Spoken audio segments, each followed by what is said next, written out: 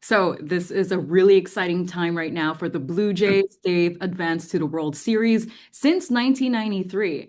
Can you take us back to your early career days when you were just a teenager, 16, and you just got first signed with the Toronto Blue Jays? You know what?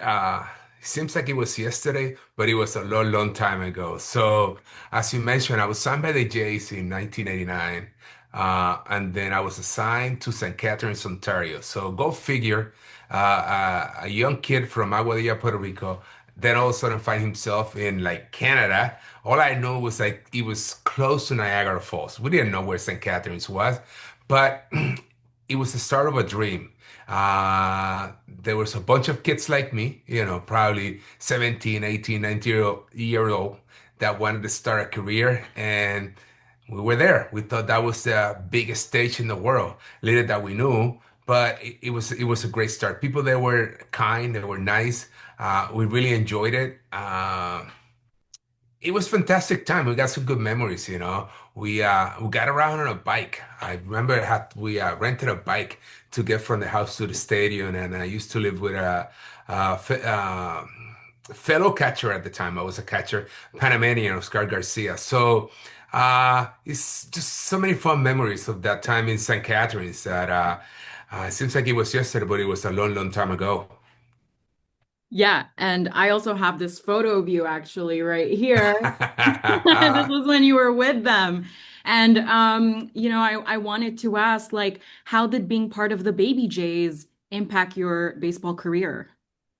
Well, it was a good start, like when you start, you go to like the low levels, you're following a dream, you're chasing a dream, you want to get to the big leagues. It's just you don't know how the road is gonna be like. And for myself, it was a fantastic journey. It wasn't easy all the time. I mean, we have our share of roadblocks along the way. So St. Catharines for me was 2 years, 89 and 90, I was there. And then I moved on until I eventually made it to the Jays, the big Jays in 1993, at the end of 93, and then 94. So then you kind of establish yourself. But it's a process where you start, at the lower ranks, and then you go to like higher A, and then you go to double A, and then you go to triple A. Eventually, you make it to the big league. So I couldn't plan it any other way. It was like I said, it wasn't always pretty, but it worked at the end of the day. Amazing. And what do you remember about your time in St. Catharines? I know you've mentioned that you used to have a roommate or neighbor with the fellow catcher and the bikes. But yeah, I wanted to hear more about what you remember about Niagara Falls. Did you finally get to see it? We finally got to see it, and I remember the first time I went to Niagara Falls. We had like kind of foster families that they kind of took us around. I mean, we were young, we didn't have cars or anything, and they took us to Niagara Falls and they ordered French fries with vinegar. I'm like, what the hell is going on here? And that was my first experience to like French fries with vinegar, and then the poutine and all the other stuff. But it was good. It was just like much, much smaller and quaint atmosphere. It was a smaller stadium, obviously, and the fans came out.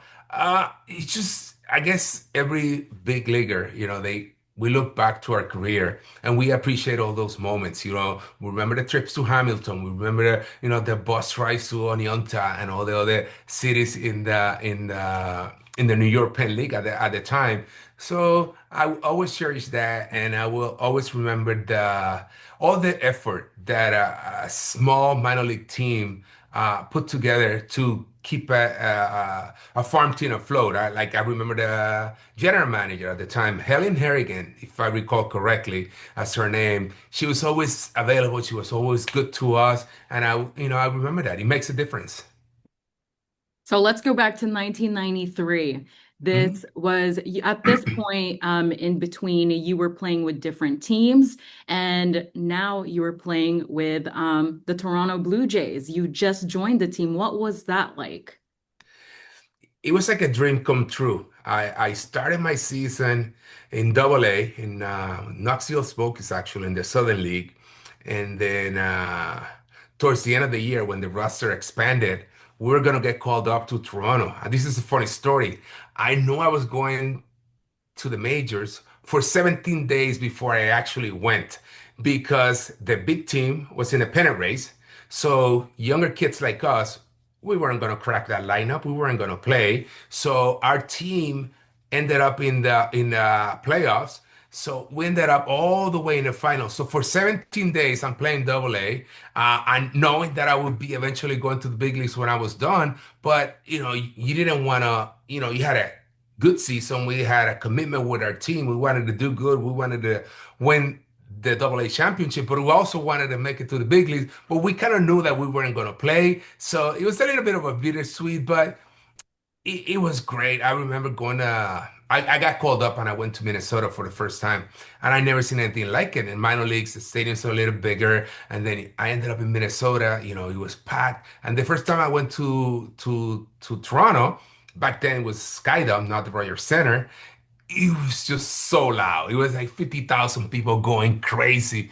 Uh, and like I said, it was a combination of well, not quite a combination. I haven't cracked the lineup yet.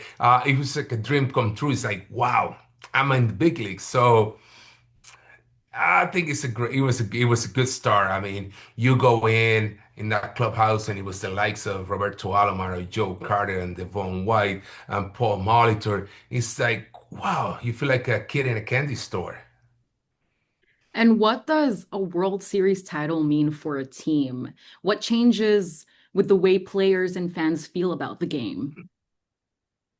Well, a World Series title is obviously is the ultimate goal. You know what I mean? It just brings a lot of respect, brings a lot of credibility. It brings a lot of responsibilities as well because then like everybody's out to get you.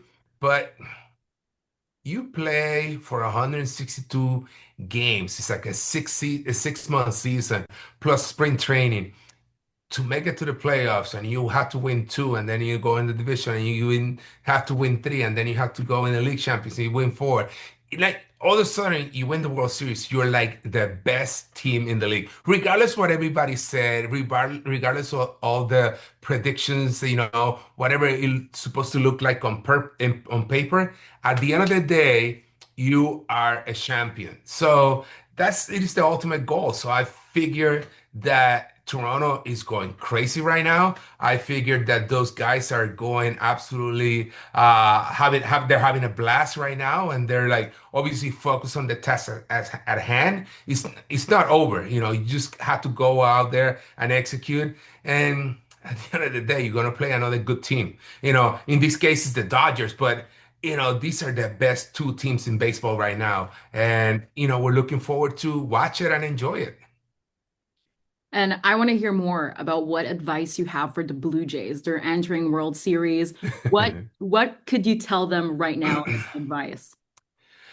You know, uh, they've probably all heard this before. It's just don't try to do too much. Kind of enjoy the moment, embrace it, control your emotions, and go out and continue to execute whatever help you to get here. It's just you just can't change overnight. You just can't do things that you didn't do in the regular season. Obviously, you're gonna write the hot hand. Somebody had to step up and have a big series. But at the end of the day, you have to go out there and execute. In their case, their offense is what's going to carry them. Just continue to make contact. Just don't try to do anything bigger. Just hit the ball, put the ball in play, work the count, elevate pitch counts, and then you just have to pitch. You're going to play against a really good team. So you have to execute pitches. I'm sure they're going to be great. I'm sure they're going to be fine. But it's just a matter of kind of control your emotions more than anything else. And are there any players right now that stand out to you? Is there anyone who you're watching right now? Well, this is a no-brainer. Obviously, everybody's watching Vladdy. I had the opportunity to work with the Blue Jays as a kind of advisor, mentor, coach back in 2015 and 2016, and he was at the lower ranks. I saw Vladdy at single A and at double A. Same with Bobby Shedd, and even back then, those guys were like. it was like men playing against kids. They were way on their way to become stars, and they're stars right now. So he's fun to watch, and then you get Alejandro Kirk. I like because he can make things happen. Springer, he had the experience. It's just they have a good team. You know what I mean? They have probably a younger team, but they have a good team. It's interesting because they're gonna have tough competition, but they seem to be having fun. And obviously, I wish the best to manager Snyder. He was at the lower minor league system when I was working with them. I saw him also go up through the ranks, and I was happy to see him at the big league level. So hopefully he come out on top on this one. Great. And so, again, this is an exciting time for Toronto Blue Jays fans. What message do you have for the fans, the fans watching right now? Just go out there and support the team and go crazy. I was watching on TV Game 7, and I can feel the energy in my living room. So I'm sure that Roger Center is going to go crazy, and as it should be. This is the biggest stage. It's the biggest time of the year, and your team is making it to the World Series since what, 93, huh? So I just enjoy it and go crazy. Now, right now, Shohei Ohtani is maybe a lot of people are saying the greatest baseball player of all time. And you are definitely a GOAT with the Blue Jays. I'm just wondering, he hit 3 home runs in one game in the National League Championship Series while pitching a 10 strikeout shutout. You are one of the very few players who actually hit 4 home runs in one game in just 4 at-bats. How do the Jays get him out? Uh, I, I think he's great. Just let me get this out of the way. Obviously, he's probably one of the most talented players ever to step on a baseball field because he's a great hitter and because he can throw 100 with a nasty split and a sweeper. So, and then he can also run. So for me, you just have to execute pitches. I think you have to elevate the ball and breaking balls down in the dirt. I mean, this is not uh, this is not a secret. Everybody got that scouting report. It's just a matter of executing and making the right pitches and don't make mistakes over the plate. And if the opportunity is there, you don't have to pitch to him. Don't. You know what I mean? Just go to the next guy. Great. And last question from me. What, what are you up to right now in Puerto Rico? Like, how much baseball is in your life today? Baseball is always going to be in my life. I live in Puerto Rico. I got 2 kids. I'm not involved on a full-time job basis with anybody, but I follow the game, and obviously during the playoffs, I watch quite a bit just because the competition continues to get better and it's fun to watch. I still spend a lot of time doing community work, philanthropic work through our foundation and helping others.